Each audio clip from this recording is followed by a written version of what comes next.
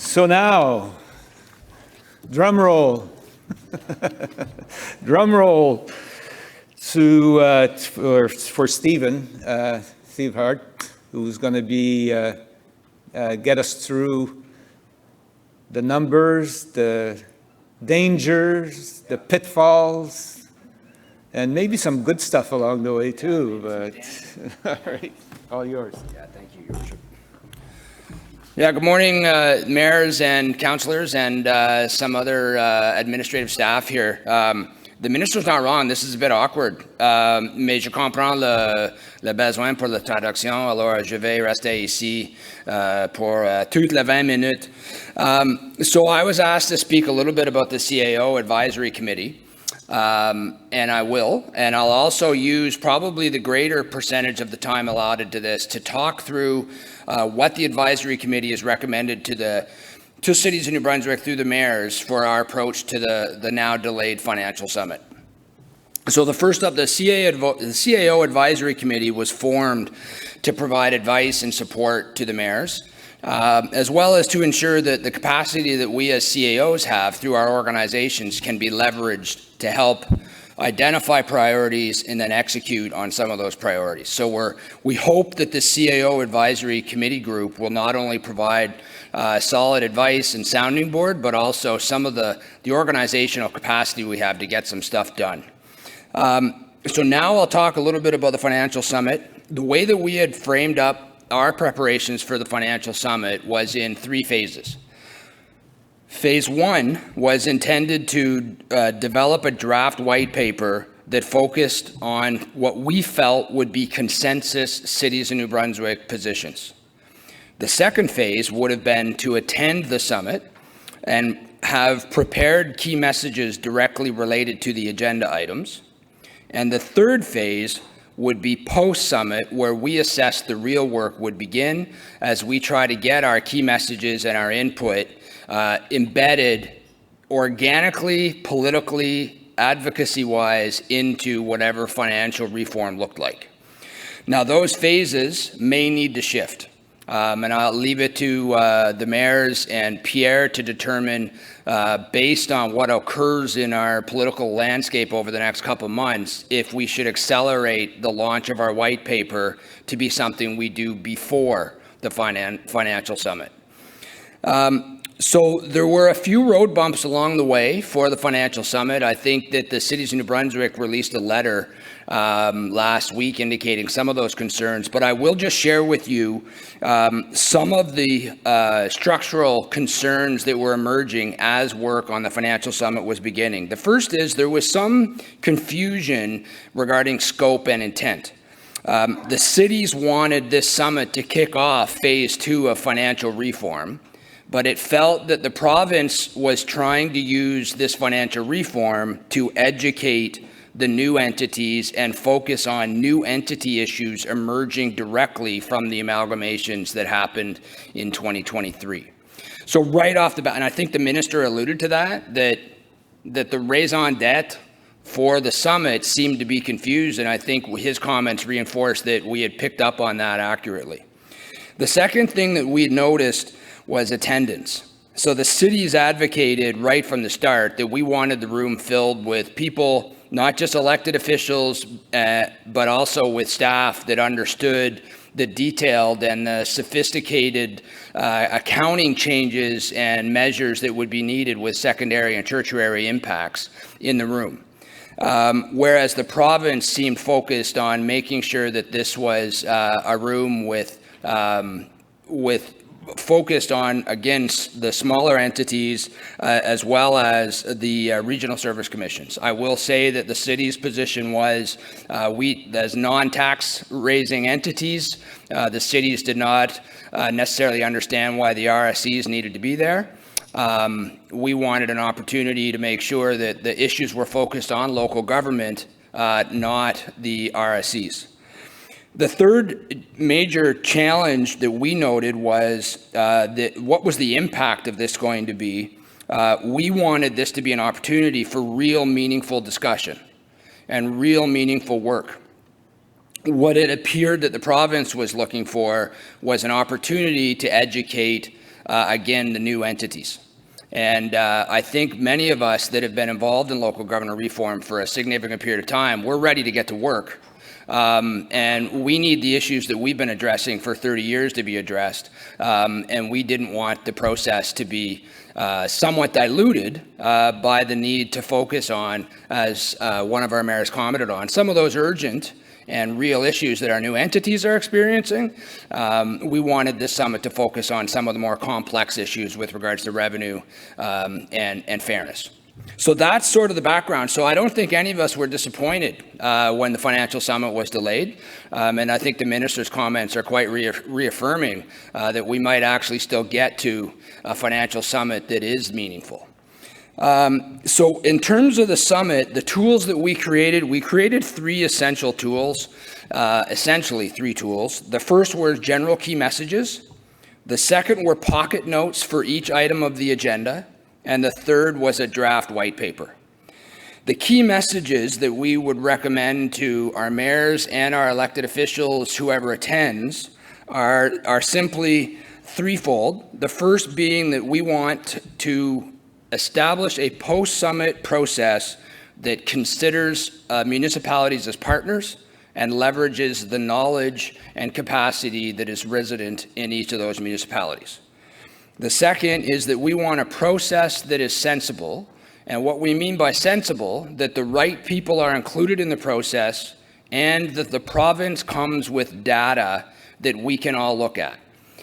The third key message is that we resolve the issue with regards to the emerging fourth level of government and the funding inequities in funding that fourth level of government with the Regional Service Commission. So I think most of you are aware that the province has mitigated some of the costs of the Regional Service Commission. However, they have not made that a commitment into perpetuity. And at some point right now, our tithe for the RSC has been limited, or savings of about 50% based on some of the provincial government's funding. That has an expiry date in the near future. And so any financial commitments that we agree to now will bear the full burden of those in the coming years, and that's not been made clear. So I'm going to go back to the data being available. One of the key elements of what we're proposing in the white paper is let's all get in a room and talk the same language with the same data. So what the province can do is allow us to be conquered through division by not providing a holistic perspective of what's happening with revenue. So as many of you would know, property tax out of your community, the second property tax, the business tax, the second half goes to the province. Nobody knows how much that is or what it's being used for. Roads, no one knows what roads, where they're being invested, and where that revenue is coming from. 15% increase to the provincial policing agreement, probably paid for by income tax or property tax generated in your communities, but not helping you fund your police. So what we want as part of that sensible process is let's all get the math out on the table so that a bunch of smart people can help make it fair and sensible.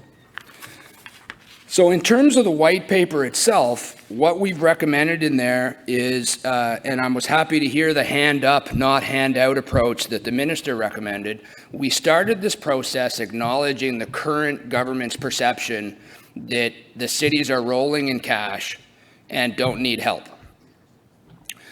The city of Fredericton seems to have a reputation of wealth because we pave our active transportation trails, which is an interesting perception for our partners to have. But we wanted to present a white paper that said there's a need and a solution, not just a need. So the hand up is the issues that we've identified. The solution is the way we think we could work with the province to resolve it. In a summary, the first hand up is infrastructure deficits and climate change. So we all have infrastructure deficits. I would encourage each city to know what your infrastructure deficit is through your asset management plans. There's a bit of black magic in determining the value of that. If you have a pipe that you've assessed as has a 40-year life cycle or a 45-year life cycle, you've changed the numbers. The bottom line is the city of Fredericton right now has a $300 million infrastructure deficit. I could change that numbers through some assumptions, but that's what we need to identify as a issue. And then how do we fund that? To improve that, the solution we've suggested is to leave all property taxes in the community. Again, highlighting to our citizens that half of the non-residential taxes they pay goes to the province, not to their community. Leave that in the community. That would allow us to address our infrastructure deficits and improve and increase capacity of our existing infrastructure to deal with climate change. The second problem or challenge that we've identified is the financial downstream impacts of mental health and addictions. We've limited this to the downstream impacts. None of this discussion is about who should be resolving or dealing with the root causes of mental health and addictions, but acknowledging that the lack of the ability of the province to address those issues with adequate service levels has resulted in massive increase in costs to policing, parks cleanup, social workers embedded into our police forces, etc. How would we address that? Through revenue sharing of what I call sin taxes. So there was a commitment made on cannabis, that cannabis revenue would be shared with municipalities. The province generates a significant amount of revenue on liquor sales. Why isn't some of that revenue being allocated to the cities to help with downstream costs associated with mental health and addictions issues? The third issue that we've identified is growth and the demand for new services and new infrastructure, and the fact that we don't have any economic benefit from we don't have financial benefit from the economic activity that occurs in our communities. So we fund tourism. 100% tourism is funded by our taxpayers, by your taxpayers. But we don't get revenue from the economic activity that spurs, because our revenue is limited to property tax, not HST, not income tax. Same thing when we do economic development, which we fund economic development activities, but we don't enjoy or we aren't incentivized to do those things financially. Because if Costco in my community does well, and we generate lots of sales receipts and transactions for Costco, we don't benefit from that financially. We holistically benefit from that economically, but it doesn't help our bottom line, because our bottom line is dependent on property revenue. So the recommended solution to that is sharing of HST, or at least allowing municipalities to not pay on the provincial portion of HST. So the federal government already doesn't require municipalities to pay GST, but the province doesn't pass that benefit on to municipalities. So huge savings if they did that. The more pure argument would be, look, make it so that we benefit from economic activity by giving us a percentage of HST, and then the cause and effect of us investing in tourism and economic development has an effect of us getting more revenue to build more services, to build more economic development. Right now, those incentives don't structurally exist. The fourth issue is to stop making, and I'm going to use plain language, we've articulated it better in the white paper, stop making bad decisions that impact us without talking to us. The first example would be the assessment change to high-density buildings as a way to incentivize more density. Many of our communities didn't need that. You may be unaware that they have announced a 3-year phase-in of market value to high-density buildings. That is going to come directly out of your revenue. The massive $1 million impacts to most of our cities that wasn't even contemplated or discussed before those decisions were made. The fifth issue that we've assessed is assessment values don't align with market values in terms of property tax. We've done some numbers in the city of Fredericton, and we are seeing approximately 50% of the permitted values work its way into our revenue streams. So there's a gap there between what our permitted value is versus what is eventually working its way through the system as assessed value. So what we're asking for, the recommendation is to continue to align assessment values with market. I would say that none of us are recommending, a few of our cities have talked about this, I would urge us a great deal of caution with regards to asking to take on responsibility for assessment, because one of the things that we benefit from with the province doing assessment is, one, you don't receive political pressure on the assessment values. Two, we get a warrant from the province, which means that our revenue is guaranteed by the province and we don't need to chase it. So if someone's not paying their property tax, we don't suffer that liability. The province does. And if we take on the responsibility to do the assessments, you'll now be subject to explaining to your businesses why their business value went up, and you'll also be subject to the liability of bad collection practices. So I would say our pressure should be focused on getting assessment values to align with market values, but I certainly would like the opportunity to discuss with anyone that wants to take on assessment services at the municipal level. The sixth issue that we've identified, you're all familiar with, is that provincial roads in municipalities are significantly underfunded. It's almost laughable. The solution to this is very complicated. Fund what it actually costs to maintain those roads. And the last issue that we've identified is we want fairness. And in order to get to fairness, the solution is let's share data and let's sit down together and walk through the books. So the next steps for you as the leaders of cities of New Brunswick is, quite frankly, to determine if we want to refine that white paper and launch it ahead of the financial summit, or if we want to wait and stick with the plan to do it after. And I think that we can all feel things shifting in the political ecosystem around us now, and I'll leave that to the mayors and Pierre to determine the way forward. So Pierre, that's my update from the CAO Advisory Committee. Those products have all been shared by Pierre to the members of the board. And if there's anyone in attendance that hasn't seen those, please feel free to reach out to Pierre or myself to make sure you have copies of those products. Okay. Thank you.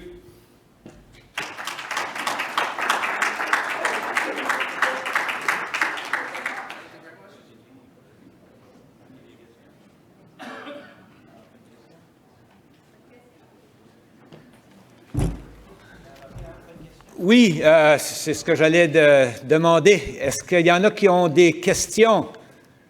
I'm sure some people may have some questions for our friend. I have a question. Can you please stand up and go to a microphone, s'il vous plaît, pour le bénéfice de tous et chacun?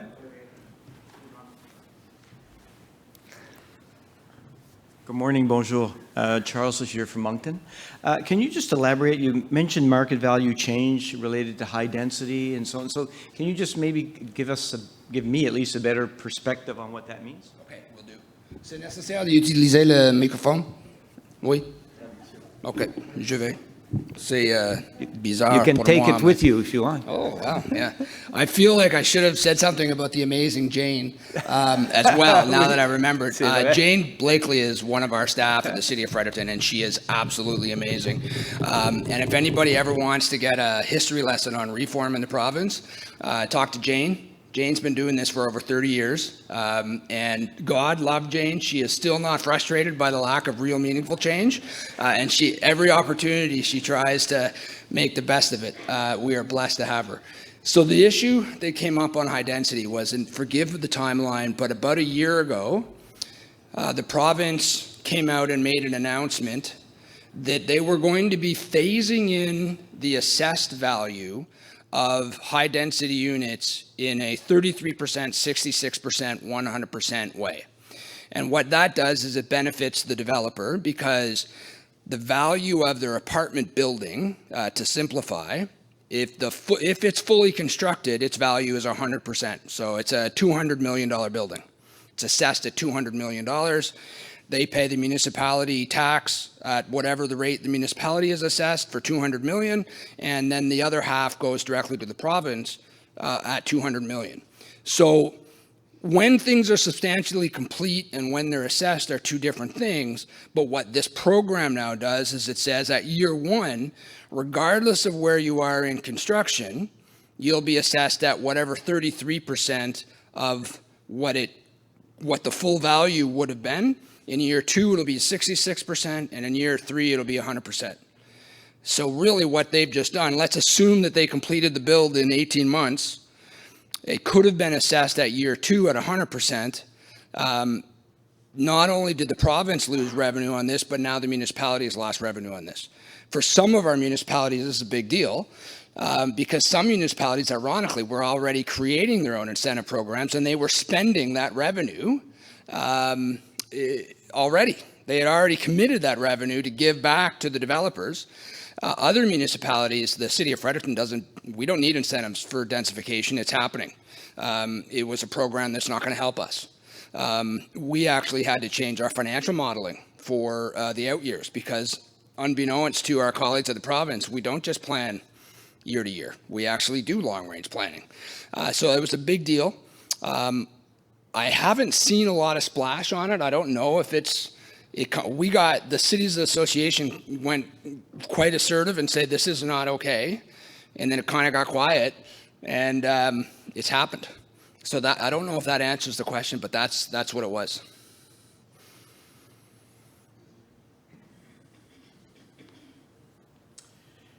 Yeah, thank you. It answers the question. So when does it take place? When is it in effect? Is it in effect now?